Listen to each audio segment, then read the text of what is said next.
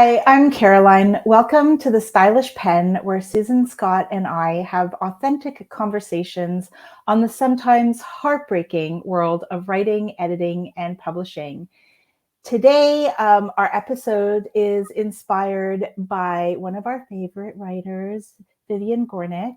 The book is The Situation and the Story, and our episode is In or Out, What to Include or Exclude from Memoir.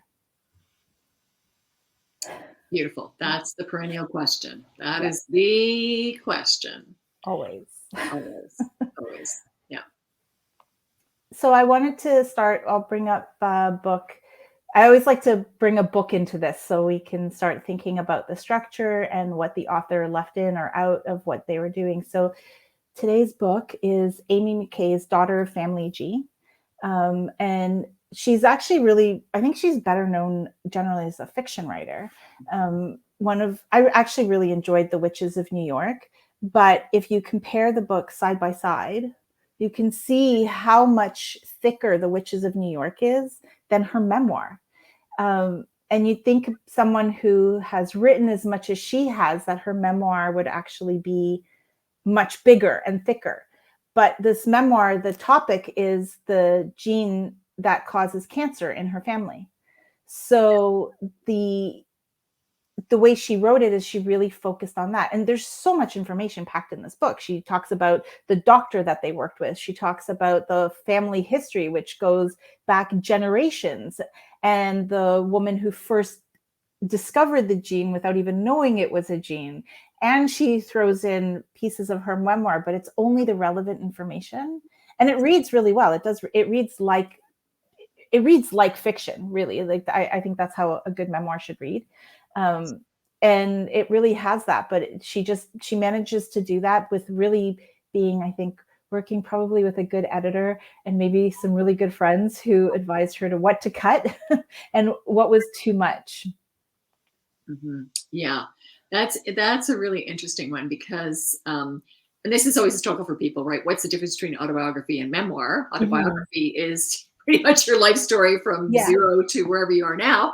And we expect to cover a lot of territory, but a memoir is thematic. It is thematic. So it's going to concentrate, a good memoir will concentrate on something. It'll have a theme that pulls a story together, and it might cover 40 years of your life, or it might cover two, or in Amy McKay's case, she picked that really compelling story of what it is, that the through line in her family. And that makes for a really powerful read. Of course we'd love to read Amy's autobiography, but that's a different book, right? If she gets around to doing that, that's fine. But and she could write several memoirs, right? And each one would have to have a different theme, something that grounds it, really centers it, and pulls you in. But the really understanding what a memoir is compared to autobiography is a big help. That's the first thing the first sort of thing to help you figure out what belongs here and what does not. It relieves you of the necessity of telling your entire life story from scratch or from before conception, which some people also really want to do. So yeah, you're off the hook. If you're doing a memoir, you do not have to do all that. So half the work is done, right? I think that maybe this episode should have been called Autobiography versus Memoir, because I think that I didn't really think about it. And now I think you've just enlightened me when it's because, that's true. This isn't an autobiography of a politician and, we're writing this book to preserve it and put it in some national library somewhere. Right. This is there's a lot more whimsy in it. There's a lot more creativity, I guess, in the whole thing.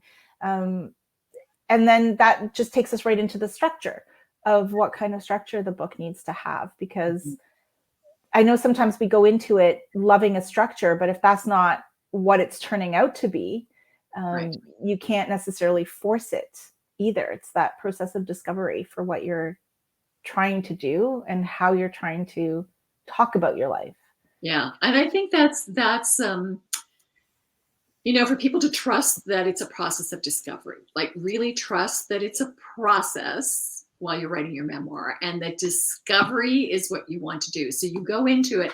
This is always the challenge in nonfiction, because in nonfiction, everything really happened, right? All these things really happened to you. So you kind of want to get all of it out, and you kind of have to get it all out. But what you've got put out there is not necessarily going to dictate the shape or the structure of what becomes the book, right? So that discovery is allowing yourself to go through, like, get everything out, and then really allow yourself to sit back and look at the patterns, look at where the writing is strong, look at what the through lines are, because you can go into it thinking, oh yeah, I want to talk about this, but then given what you're writing and what actually comes out, it could be very different from what you imagine. Yeah. Yeah, I mean, and I know we do mention my piece, but it's because we just finished working on it, so I think it's fresh for both of us still, or at least for me. But my book, when I first gave it to you, and I knew it was too much, but I had to break it down into the 42 chapters because it only made sense that way. And then it was only after, because I wasn't sure how to braid all these different stories in there. And then it was only after that we were able to get it down to 22. Because I wasn't sure about how to make it. Should it be in 3 parts? Should it be in 5 parts? What should go where? That I had to be really open to that. Yeah. And when I was working on that with you, so that's just, it makes me think of that. It's if you haven't caught that episode too, it's our very first episode where we break it down. Yeah, and that openness is key, because you're really attached. If it's a memoir, it's your story, so you're super attached to it, and being open to letting that, discovering what the best structure is for the work that will go out into the world. That takes a lot of inner work to be able to do that. To be open to it, and to let go of certain things, and then to go back in and drill down even deeper into certain things as well. So yeah, the story as you lived it is one thing, and the story as the world wants to read it is different. It's a completely different beast. So being open and willing to kind of take that ride is really, really critical to produce. Yeah, you mentioned having a writing journal to actually go through that process, which can help to define the structure that you'll wind up with. That you want. Exactly. Yeah. And it's really common for people just initially want to just put everything down, because especially if it was emotionally vivid for you at the time, you want that down, and you think, oh, the people will love this. Like, there's all this charge there. And maybe that's true. But if you have like 19 examples of that, at some point, someone's going to say to you, let's just select the ones are the most, whatever, powerful, memorable, where the dramatic arc is. And, we can just scale back the other ones, because, the readers don't need to go through what you did 19 times. Believe it or not. They'll get it. They'll understand the point of what you're doing. Just, it's selection, right? That becomes really, really critical. But because it's that whole point of underwriting or overwriting, that I think you'll fall into at some point you'll fall into one of 2 camps. Are you going to tell me about the weather and what your barista said to you that day, and exactly what the coffee house smelled like and everything? Or are you going to not tell me anything, and then suddenly everybody, and then there are holes, then you risk having holes in what you've written too. Yeah. So it's that balance.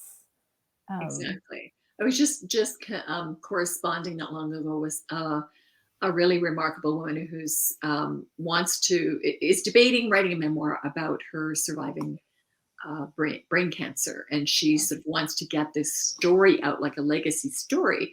But her concern is, how should she acknowledge like all the amazing people that were part of her journey?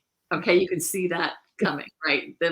Her running group, all the medical people, everybody in her PhD program, the lovers, the friends, the family, like cast of thousands, And so we had to have a conversation about the fact that the memoir is really the compelling story. The acknowledgments are the place where you can just love on everybody who helped you out, but that cast of thousands does not belong in the story itself, because the reader just can't retain it. They just can't make, unless you're making a Baz Luhrmann film. It's going to have a cast of thousands anyway. But, by and large, the reader wants to have an intimate connection with the author, right? Yes. That's the point. So the things that belong in the story are things that create that intimate connection with the author. And then we're following you really closely and going through what you're going through. And then, other people play their part, but everybody you need to acknowledge, put them in acknowledgements. They don't always belong in the story. That was a really interesting conversation with her, because she was very vexed about how to, for her, it was a story of championing her and bringing her back to life. Well, wow, that's a really important story. How could that story be Well, it's told? coming from a good place. That's Exactly. that's the problem. Yeah. Because that's sort of that idea of, It's I guess, interesting. because that also becomes like that leads me to think of the anecdote versus the story. And if the anecdote, if there's sort of like, what's the point to it? Because for her, it might have had, I'm just using her as an example now, but for her, it might have had a point, but it might not really have a greater point to move her story forward. Right. Because at the same time, it's what you said, it's what you have to take your personal and then put it away and then take it from the reader's perspective. Yeah. And what they can relate to, what they can take with them. Yeah. That's why you really have to have readers that you trust, who can have those authentic conversations with you, because it's almost too much for the author to do all of that, right? She can't wear all those hats simultaneously. She has to be true to her experience, and she has to be the master of her own story, the mistress of her own story. And then, she gets to step back and breathe and bring in other people who can read it and say, oh, wow, this is what I got out of it, or these are the patterns I'm seeing, or this feels stronger to me over here than this does. Conversation. And then she can re-enter her story and polish it or shape it, and ideally come back into her story with like a fresh perspective and a kind of excitement, because she's rediscovering her life and this powerful story about her life in a new way. I mean, that's partly why memoirs need to take time. Like, you need to take time. Don't rush the project is part of what I'm saying, because it's a more complex process than some other undertakings. It really is. Demands a lot. Yeah, exactly. And I'm sort of looking at our notes while we're talking too, but that idea that when we talk about the minimalism, and it's because it's always that balance, but I love this part, and it just goes exactly with what you were saying. If you underwrite, you might just be a natural minimalist or a poet in disguise, or maybe you're one of those extremely humble sorts who just don't want to burden others. Great personal quality, except when it comes to memoir, because other humans need that detail and emotional, sensual, logistical to get into the story. And these are your words, but I absolutely love that, because that's exactly what that is. We need to know. You can't just leave it as hanging either. You need to, that becomes just an anecdote that doesn't move that story forward. Exactly. So you have to, I guess you have to keep stepping back and asking yourself, what's my point? Why am I telling this? And I know you do that for all kinds of writing, but I think it's a little bit different in memoir. Yeah. Yeah, it really is. And that's also where people really need to know how to construct scenes and do scene work, right? Because in scene work, you've got things slow down and happening in real time between the characters, so that the reader is undergoing the experience with the characters themselves. Sometimes a temptation, and especially for minimalists, is just to sort of narrate what happened in a discursive way, like with this A, B, C, D. That was amazing, right? No, I'm not really there yet, help me out, kind of give me the, the textures in the room and what was the time of day, and, just give me something so I can enter into the scene. I need to be in there with you and undergoing some of these experiences with you. You do really fun examples of that in your writing, and so you have to, it's a combination of things that you need to be able to do to really bring readers in at a deep level. And the other thing, just maybe to mention quickly, the other temptation is the question: should this be should this be a memoir or should I do it as fiction? Right? Yes. The other piece. And I always come back to the, because of course I'm a nonfiction person in my heart of hearts. My vote be for nonfiction, but Me it's too. Mary Carr's story about the Liars Club, right? And that Yes. she workshopped that story with her writing group for years as fiction. And finally they just said to her, like, why are you doing this? Like, just tell it. This is phenomenal. And you just tell it as it is. And the Liars Club only covers, I mean, the ages of what, 6 and 7. Only Mary Carr could write an entire book about her memories, her saturated memories of her childhood from ages 6 to 7 or whatever. Yeah. But it's mind blowing what she does in it. And I think she was afraid to tell the real story. Mm-hmm. So it's that, and you can see why when you read it. I mean, Yeah. and that's why she's the queen of memoir, because she did that inner work. She's done that really compelling craft work, and she's had to stand by those publicly, with her family. I mean, those stories are mind-boggling. So it's not for the faint of heart, right? Not for the faint of heart. But if you can do it, it's just really moves the needle, I think, for people. That gives them permission to re-enter their lives in a whole new way. So memoirs have a special place in the nonfiction pantheon, in my heart. Me too. I love it. Definitely. Yeah, it is really hard to decide what's important, what's not, when to put it in, when not. And I agree, I had the same thing. I had somebody suggest that mine should be fiction at one point. Really? Oh, I didn't know that. So yeah, because it was because of all the things I didn't know when I talk about my grandparents. Yeah.